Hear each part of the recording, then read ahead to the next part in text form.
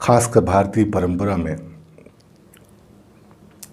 संन्यास को लेकर के बहुत बातें हुई हैं और सच मायने में यह देश सन्यासियों का ही देश रहा है। एक उम्र के बाद सन्यास तो अनिवार्य था जीवन के प्रति, मोह के प्रति,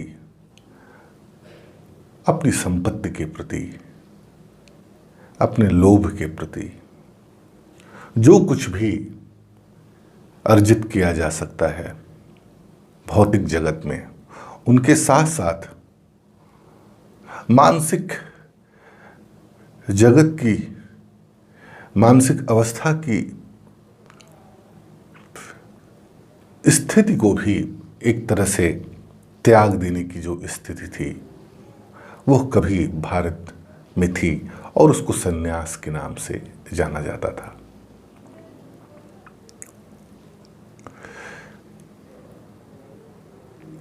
पर यह ऐसा नहीं है कि जिस समय की मैं बात कर रहा हूं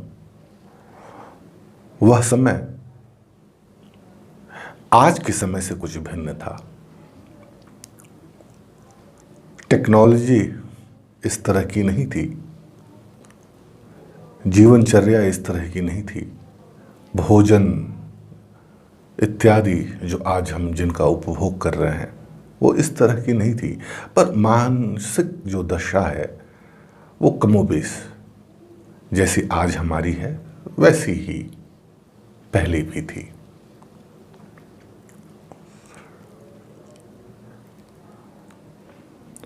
लेकिन क्या कारण है कि जिस संन्यास की अवधारणा को लेकर के हमारी प्राचीन परंपराओं ने जो एक व्यवस्था निर्मित की, उस व्यवस्था को हम पार नहीं कर पाए। हम कितने भी आगे बढ़ गए पर वह जो व्यवस्था हमारे पूर्वजों ने, हमारे ऋषि आचार्यों ने स्थापित कर दी, उससे हम पार नहीं हो पाए। तो क्या वह संन्यास की जो अवधारणा थी, वह संन्यास की जो व्यवस्था थी, वह गलत थी या हम गलत हैं? क्योंकि जैसे मैंने इसके पहले कहा कि मानसिक दशा में कोई परिवर्तन नहीं है, कमोबेश थोड़ा सा गुणात्मक, थोड़ा सा परिस्थिति को लेकर के जो चेंजेस आए हैं वही चेंजेस थे। लेकिन मनुष्यता और मनुष्य ऐसा ही है, ऐसा ही था और अगर इसी तरह चलता रहा तो ऐसा ही रहेगा।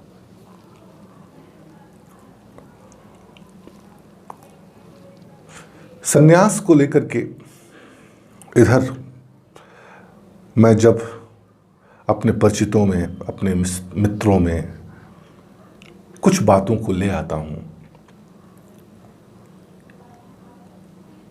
तो एक अजीब उत्सुकता उनके बीच में मैं ऐसी पाता हूं कि मुझे जहां तक लगता है कि वो संन्यास को कहीं अंदर उनके दिमाग में है कि यह तो कोई कोरी कल्पना है, सब झूठ है। और इसका कारण गलत नहीं है उनके सोचने का, क्योंकि तथाकथित जो सन्यासी, जिन सन्यासियों से हमारी भेंट वार्ता होती है, उनके लक्षण, उनके कर्म, उनके स्वभाव और उनके हाव भाव, उनकी मानसिक दशा को देख करके यही कहना होता है कि इससे अच्छा तो हम सामान्य नहीं थे। लेकिन सन्यास को लेकर के जो उत्सुकता है समाज में, वह तो वही है जो हमारी प्राचीन व्यवस्था में थी। क्योंकि मन नहीं बदला, मस्तिष्क नहीं बदला, उसकी अंदर की प्यास नहीं बदली, तो सन्यास के प्रति उत्सुकता तो चिरकाल से जैसी रही वैसी ही है। पर इधर ऐसा क्या हो गया कि हम सन्यास की को लेकर के, सन्यास की बातों को लेकर के हम चुप्पी साध लेते हैं।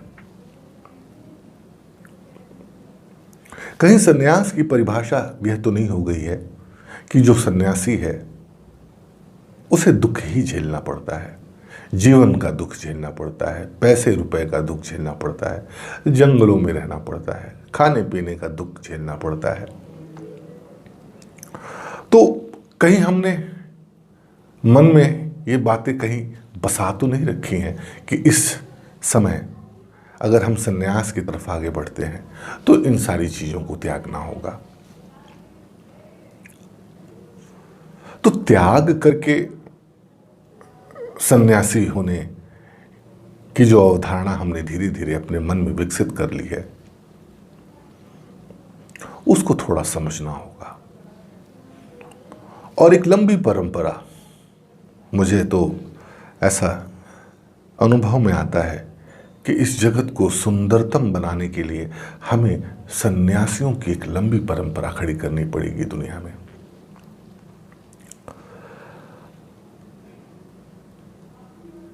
वह लंबी परंपरा तभी खड़ी हो सकती है जब हम अपनी पूर्व की जो धारणा है उसको खंडित करें।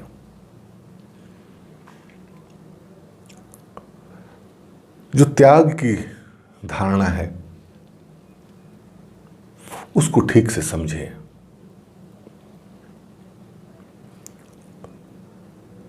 भगवान बुद्ध से किसी ने प्रश्न किया था कि भगवान मुक्ति क्या होती है। उन्होंने आम के वृक्ष पे एक पके हुए आम की तरफ इशारा करते हुए कहा कि अभी ये 2-3 दिनों के बाद अपने आप गिर जाएगा। न डाल रोकेगी, न आम रुकना पसंद करेगा, और भूमि अपने गुरुत्वाकर्षण बल से उसे अपने पास बुला लेगी। तो हमें भी ये जो जीवन का वृक्ष है एक आम की तरह अपने आप को विकसित करना है। हमें भी छांव चाहिए, हमें भी पक्षियों की चहचहाहट चाहिए, हमें भी सूर्य की गर्मी चाहिए, पकने के लिए हवाएं चाहिए, एक वातावरण चाहिए जिससे हम पक सकें। और जब हम पक जाएंगे तो सन्यास की भूमि, मुक्ति की भूमि हमें अपने आप अपनी तरफ खींच लेगी। वृक्ष अपने आप छोड़ देंगे हमें। यह जो जीवन का वृक्ष है जिसको लेकर के, जिसके त्याग को लेकर के हम सन्यास जैसे परम सुख से वंचित हो रहे हैं, वह तो अपने आप छूट जाएगा। और छूटना कुछ इस तरह नहीं है कि हम उसका कोई उपयोग नहीं करेंगे। मुझे तो लगता है कि जीवन का ठीक ठाक उपयोग कोई कर पाता है तो वो एक सन्यासी ही है।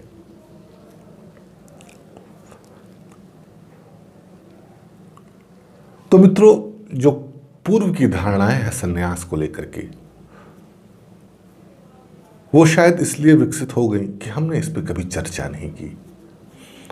चर्चाएं हुई भी तो गुरु और शिष्य के बीच हुई, समाज में हमने इसको चर्चा का विषय नहीं समझा। तो पहले तो हमें इस पर चर्चा करनी होगी। सन्यास को एक उत्सव की तरह देखना होगा। हमें अपने बच्चे को सन्यासी बनाने में कोई झिझक ना हो। कुछ इस तरह के मेंटल स्टेटस पे हमें एक वातावरण निर्मित करना पड़ेगा। हम अपने बच्चे को साइंटिस्ट बनाना चाहते हैं, हम अपने बच्चे को इंजीनियर बनाना चाहते हैं, प्रोफेसर बनाना चाहते हैं, एस्ट्रोनॉट बनाना चाहते हैं, अच्छा खिलाड़ी बनाना चाहते हैं। पर मुझे ऐसा लगता है कि सन्यास की तरफ अगर उसका ध्यान आकृष्ट कराया जाए तो वो और भी अच्छा प्रोफेसर हो सकता है, वो और भी अच्छा इंजीनियर हो सकता है, वो और भी अच्छा एस्ट्रोनॉट हो सकता है। ये हमने ऐसी क्यों धारणा बना ली कि कोई सन्यासी केवल चोला पहन करके जिंदगी से किनारे हो जाता है, जीवन से किनारे हो जाता है, भोजन से किनारे हो जाता है। हाँ, खुद ब खुद चीजें किनारे हो जाती हैं, और किनारे ऐसी होती हैं जैसे मस्तिष्क से कोई चीज, किसी चीज का जो ललक है, उसको पाने की जो एक उत्कंठा है जिसका कोई कारण नहीं है, वो तो है ही उपलब्ध, उसके पीछे जो पागलपन है वह दूर हो जाती है।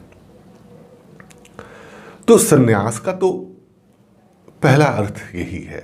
मुक्ति तो हम बाद में देखेंगे, पहले मनुष्य होना मतलब सन्यासी होना है। ठीक ठाक सन्यासी होना मतलब मनुष्य होना है, और जरूरी नहीं कि हम कोई चोला पहने। ये आपकी सुविधा के ऊपर है कि आप कौन सा चोला पसंद करते हैं। हाँ, कुछ उपासनाओं में हमें कुछ विशेष ड्रेस की आवश्यकता पड़ती है, वो इसलिए कि हम कंफर्टेबल होकर के अपने जीवन को जी सकें, अपनी कार्य प्रणाली को आगे बढ़ा सकें, अपनी साधना को आगे बढ़ा सकें। एक जमाने में ढीले ढाले कपड़े इसलिए निर्मित थे क्योंकि बहुत दूर कहीं जाना नहीं होता था। जहां पैदा हुए वहीं के आसपास के जंगलों में, खेतों में हम काम करते थे और जीते थे, और एक समय के बाद खत्म हो जाते थे। पर आज दुनिया थोड़ी बदल गई है। केवल एक खेत से, एक खलिहान से या एक जंगल से उसका काम नहीं चल रहा है, उसे विदेशों में भी जाना हो रहा है। और क्यों ना जाए वो? अगर सुविधा है विदेशों में लोगों से मिलने की तो मिलना चाहिए। और मुझे लगता है कि मिलने से सन्यास कुछ और ही किस्म का परिपक्व होगा। हम जितने लोगों से मिलेंगे, हम जितनी संस्कृतियों से हमारा परिचय होगा, सन्यास उतना ही हमारा गाढ़ा होगा। तो विज्ञान का उपयोग, नई दुनिया का उपयोग इस सन्यास को समझने के लिए और भी महत्वपूर्ण हो सकता है अगर हम उस दृष्टि से सन्यास को लें जिस दृष्टि से मैं अभी तक आपसे बात करता आ रहा हूं।